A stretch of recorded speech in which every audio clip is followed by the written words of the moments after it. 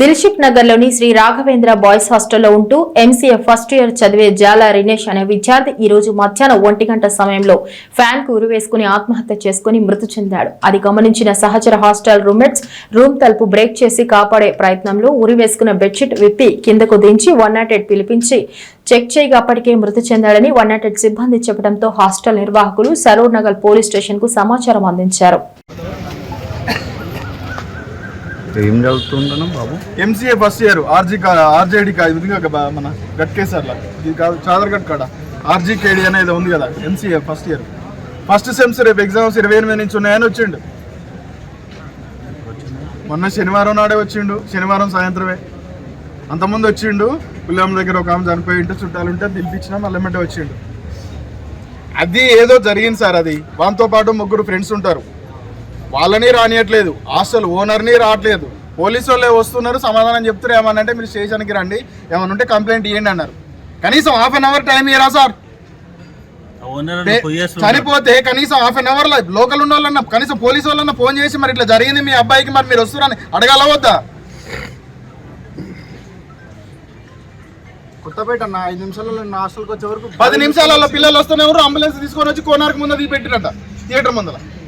అక్కడ నుంచి పోలీసు వాళ్ళు ఎవడు లేడు, పోలీసు వాడు మళ్ళీ ఇప్పుడు వచ్చాక ఇక్కడ ఉండగా అంబులెన్స్ పైసలు అడుగుతాడు. నేను అనేది ఒకటే సార్, హాస్టల్ ఆయన ఓలో ఓనర్ ఆయన పిలిపియండి, ప్లస్ 2-3 ఫ్రెండ్స్ ఉంటారు వాళ్ళమ్మటి. వాళ్ళు ఏం చెప్తారో విని ఏందన్నది ఆలోచన చేస్తాం. కానీ వాళ్ళని దీన్ని ఎక్కడ తీసుకొని పోయి స్టేషన్లో పెట్టింది. మళ్ళీ వాళ్ళు ఏ తప్పు చేయరు, స్టేషన్లో ఎందుకున్నారు? స్టేషన్లో ఉంచుకోవాల్సిన అవసరం ఏముంది? దానికి ఎస్ఐ వచ్చి వకాసు పడతాడు. ఆయన కిరీటం కావాలన్నట. మేము ఏడ్చి బాధలో ఉంటే ఏంది అంటే భయ అనొద్దట. కిరీటం పెట్టి పూలదండే సన్మానాలు చేయాలి. మాకు తేలిందాక బాడీ ఇన్నే పెడతాం, అది దూసుకపోయే ప్రసక్తే ఉంటుంది. అమ్మయ్యా